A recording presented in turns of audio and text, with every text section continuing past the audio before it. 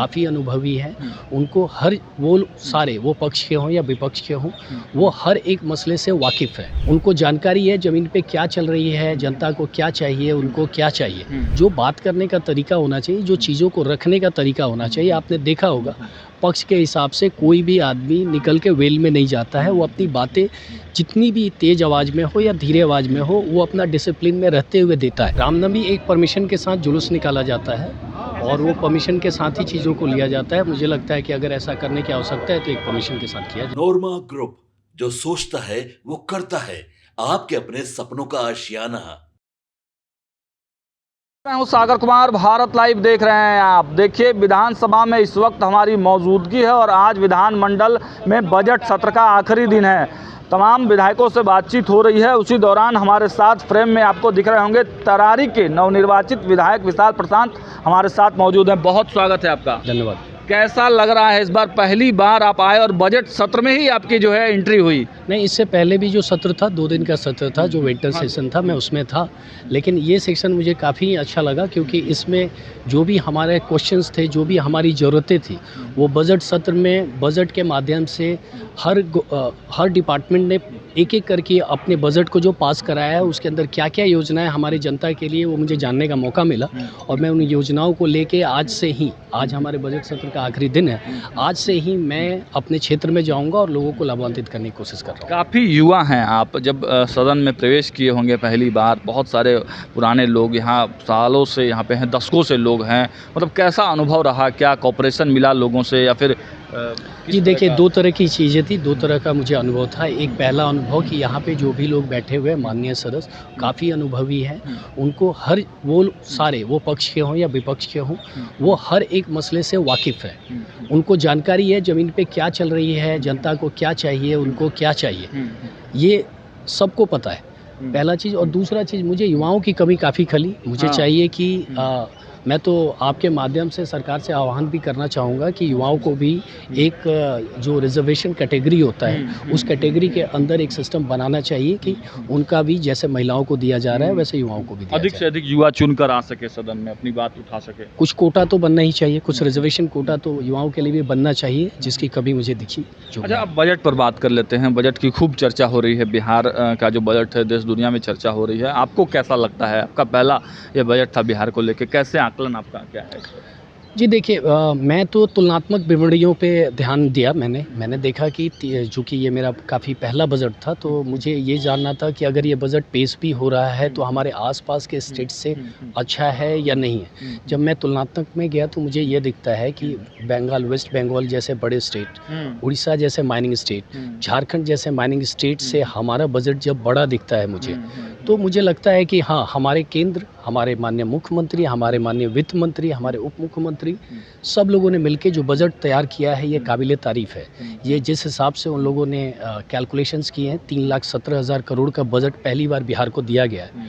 उसके अंदर जो भी अलग-अलग ब्रेकअप था, सबसे पहले सबसे ज़्यादा स्वास्थ्य, शिक्षा, महिला सशक्तिकरण, बिजली, ऊर्जा और इंफ्रास्ट्रक्चर, इन 5 चीज़ों पे, खास करके मखाना बोर्ड और कृषि पे, इन जो 5-6 चीज़ों पे ज़्यादा ध्यान दिया गया, ये काफ़ी अच्छा था। बाकी और भी चीज़ों की ज़रूरत है जो कि मुझे धीरे-धीरे एक्सपीरियंस होगा तो मैं उन चीज़ों को लेकर। तेजस्वी यादव हमला कर रहे हैं कि बस दिखाने का ये बजट है, इतना बड़ा बजट, बाकी गरीबी कैसे दूर होगी, पलायन कैसे रुकेगा, औद्योगिक क्रांति कैसे बिहार में आएगी, इस पर तो कुछ बात ही नहीं किया गया। देखिए, जहाँ तक पलायन की बात है, जब तक यहाँ पे इंडस्ट्रीज़ नहीं आएंगी तब तक पलायन नहीं रुकेगा। बात सही है, जिसको लेके अभी आप देखिए, आपको पता चला होगा कि 4 नए एक्सप्रेसवेज निकल रहे हैं। उन एक्सप्रेसवेज के किनारे अब पहली बार गवर्नमेंट ने ये किया है कि बियाडा के थ्रू नए ज़मीनों को चिन्हित कर रहे हैं। और हमारा पर्सनल प्रयास है, और हम बाकी कैबिनेट मिनिस्टर से भी हमारी मुलाकात हुई थी, कि हम लोग बाहर के इन्वेस्टर्स को ज़्यादा से ज़्यादा सुविधा दे रहे हैं। हमने इतना तक सुविधा दे रखा है कि कोई भी बाहर का इन्वेस्टर अगर 100 करोड़ रुपीज़ से ज़्यादा का इन्वेस्टमेंट करता है या 1000 से ज़्यादा का एम्प्लॉयमेंट हमारे बिहार में देता है, तो हम उनके लिए जो भी वो ऑफ़र मांगते हैं वो देने के लिए तैयार हो, चाहे उसमें मुफ्त ज़मीन हो, मुफ्त बिजली हो, टैक्सेशन रिलीफ हो।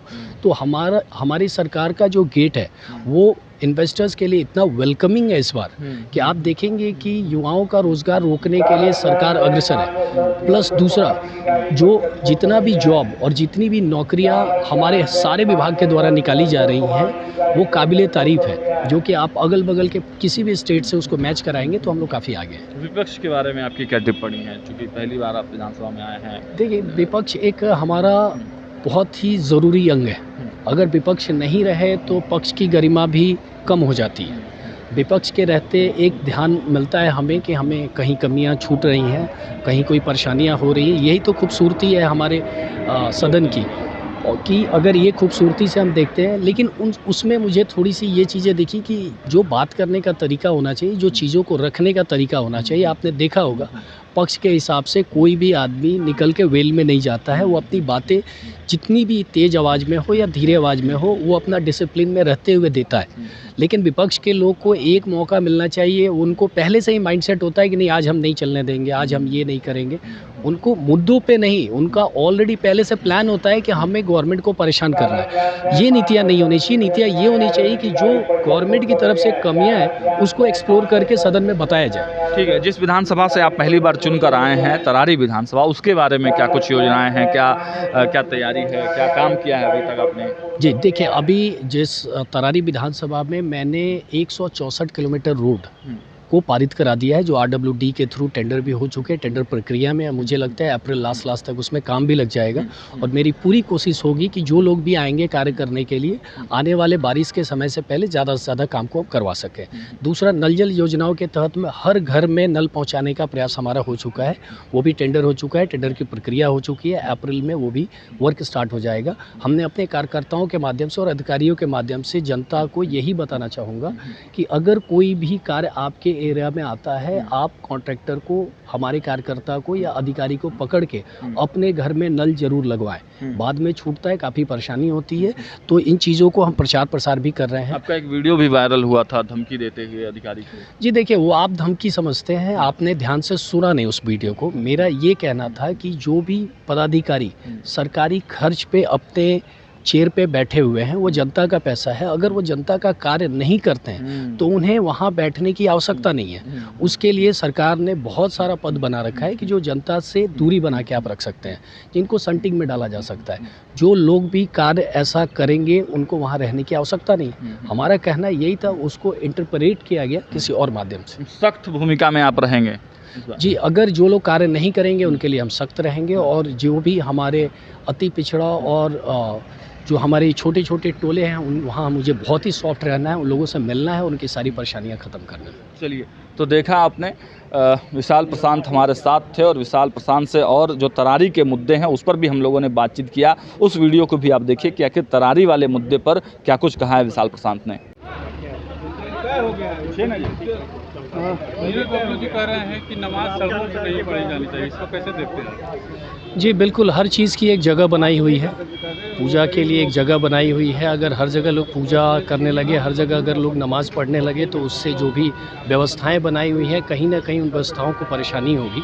तो मैं चाहूँगा कि हर चीज़ की जो जगह बनाई है उन जगह पर ही चीज़ों को किया जाए तो ज़्यादा अच्छा होगा। विपक्ष का ये कहना है कि रामनवमी भी तो सड़कों पर मनाते हैं लोग। रामनवमी एक परमिशन के साथ जुलूस निकाला जाता है, और वो परमिशन के साथ ही चीज़ों को लिया जाता है। मुझे लगता है कि अगर ऐसा करने की आवश्यकता है तो एक परमिशन के साथ किया जाए। अगर आप शाहाबाद क्षेत्र से आते हैं, पिछले चुनाव में शाहाबाद की चर्चा खूब हुई थी, इस बार क्या लग रहा है, शाहाबाद फतह कर पाएंगे फिर से आप लोग? देखिए, पिछली बार जो लोकसभा में हमारा, बिल्कुल आपका सही कहना है कि शाहाबाद में हमारा प्रदर्शन काफ़ी अच्छा नहीं रहा है। लेकिन इस बार जिस हिसाब से माननीय मुख्यमंत्री का जो दौरा हुआ है, उस दौरे की वजह से जितनी भी योजनाओं का डिमांड शाहाबाद के अभी के जो भी जनप्रतिनिधि हैं या पुराने जनप्रतिनिधि हैं, जिस तरह से मांगा गया है, और उन सब चीज़ों योजनाओं के हिसाब से जो टेंडर की प्रक्रिया में है, मुझे लगता है कि आने वाले चुनाव से पहले इस प्रक्रिया को, अगर इस कार्य को पूरा कर लिया जाता है तो शाहाबाद में कुछ ना कुछ बदलाव जरूर होगा। और ये पक्ष के हिसाब से भी आने की चर्चा है भाजपा में, मुझे इसकी जानकारी नहीं है। ज्योति सिंह मुर्मू चुनाव लड़ने के लिए तमाम पार्टियों में घूम रही हैं, वो भी कह रही हैं कि चुनाव लड़ेंगे। जी बिल्कुल, ये लोकतंत्र है। यहाँ पे सब लोगों को चुनाव लड़ना चाहिए। सब लोग, जो इतने अच्छे लोग आगे आ सके, उनके लिए काफ़ी अच्छा आर के होगा। सिंह ने भी कहा है कि हमें चुनाव हरा दिया गया, पार्टी के कुछ लोगों ने चुनाव हराया, कैसे देखते हैं? उनका ये जो सोचना है, उनका ये मानना है, कुछ ना कुछ उनके पास एविडेंस है और ऐसी चीज़ें हैं तो उनको पार्टी के पास रखना चाहिए और चीज़ों को समझना चाहिए कि ऐसे जो बयानबाजी है, ऐसी जो चीज़ें हम कर रहे हैं, जनता के बीच जा रहे हैं और ऐसी बातें कर रहे हैं, उससे पार्टी की गरिमा को चोट पहुंचती है। तो ऐसी अगर चीज़ें कुछ है तो पार्टी के अंदर में बैठ के टेबल टॉक करके चीज़ों को सुलझा विवाद लेना सुलझा चाहिए। लिया जाएगा, इतना विवाद दिख रहा है आपके क्षेत्र में? हमें तो कोई विवाद नहीं दिख रहा। हमें तो जितनी भी हमारे घटक दल हैं और सब लोग हैं, एक मजबूती की तरह, जैसा कि आपने देखा पिछले चुनाव में चारों की चारों सीटों में हमारा प्रदर्शन काफ़ी बेहतर रहा है। मुझे लग रहा है कि वो एक कॉम्बिनेशन था, कहीं कोई विवाद नहीं था। वो कॉम्बिनेशन की वजह से ही ये चारों सीटें हम जीत पाए थे और आने वाले चुनाव में भी आपको इसकी झलक नजर अंतिम आएगी। सवाल यह है कि तरारी से क्या आप चुनाव फिर से लड़ेंगे? जी बिल्कुल, अगर पार्टी ने हमें फिर से खोजा तो हम ज़रूर लड़ेंगे और हमारी जनता तो वहाँ पे चाहती ही है हमें, जो कि पिछली बार भी आपने देखा था कि हमारे पिताजी को 62,953 निर्दलीय वोट आए थे। वो विकास के वोट थे और वो तरारी की जनता के दिलों में आज भी बसते हैं और उन्हीं के रास्ते कदम पर मैं भी चल रहा हूँ। तो मैं बिल्कुल चाहूँगा कि तरारी की जनता मुझे ढूंढे और पार्टी भी मुझे मौका दे। तो आपने देखा तरारी के माननीय विधायक विशाल प्रशांत युवा नेता हैं। बजट पर क्या कुछ कहा है इन्होंने, विपक्ष के बारे में भी क्या कुछ कहा है और देखिए जो लोकल पॉलिटिक्स तरारी में हो रही है, आगे चुनाव लड़ने के बारे में, सब कुछ के बारे में हमने खास बातचीत की। देखते रहिए भारत लाइव। बहुत बहुत धन्यवाद।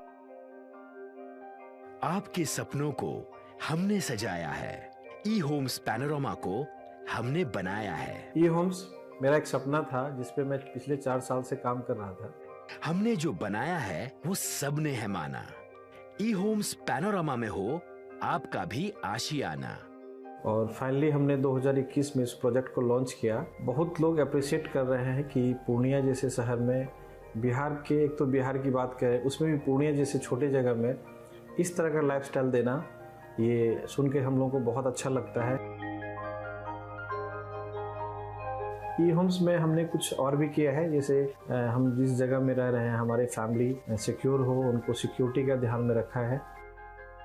आपकी सुविधा और सुरक्षा आपके लिए खास है, ये आपका विश्वास है। इसमें आर्टिफिशियल इंटेलिजेंस का 7 लेयर सिक्योरिटी का हमने इस्तेमाल किया है। लस ग्रीन कैंपस को बनाया है। यदि हमारा बाउंड्री वाल है तो वो वर्टिकल गार्डन है। ये जितनी भी फैसिलिटी होता है एक इंटरनेशनल टाउनशिप में, ई होम्स है, ये हम लोग विश्वास नहीं कर पा रहे हैं। जो भी हमारे मित्र दोस्त या जो भी हमारे बाहर के बाहर आते हैं तो हम लोगों को बहुत अच्छा सुनने को मिलता है और बहुत अच्छा क्रेडिट मिल रहा है। वो सारा हमने सिर्फ एक बिल्डिंग नहीं बनाया, हमें एक बहुत अच्छा लाइफस्टाइल दिया ई होम्स में और मेरा एक सपना था जिसको मैं आज फुलफिल होते हुए देख पा रहा हूँ। ये आपका आवास है। ई होम्स पैनोरमा में अब आपका निवास है। E homes Panorama, luxurious lifestyle redefined. Panorama group, जो सोचता है वो करता है। अगर ये वीडियो पसंद आई और वह बिहार के राजनीति और बिहारियत से सरोकार रखेनी तो सब्सक्राइब बटन दबा के चैनल के सब्सक्राइब कर ली। ओजे एगो घंटी बा, ओकरा बटन दबा देला से कुल सटीक और मारक खबर रुआ मुफ्त में मिल जाई। अगर रुआ पत्रकारिता के हमनी के नया प्रयोग में सहयोग कर चाहतानी तो ज्वाइन बटन दबा दी। पेटीएम नंबर नोट कर ली 93868167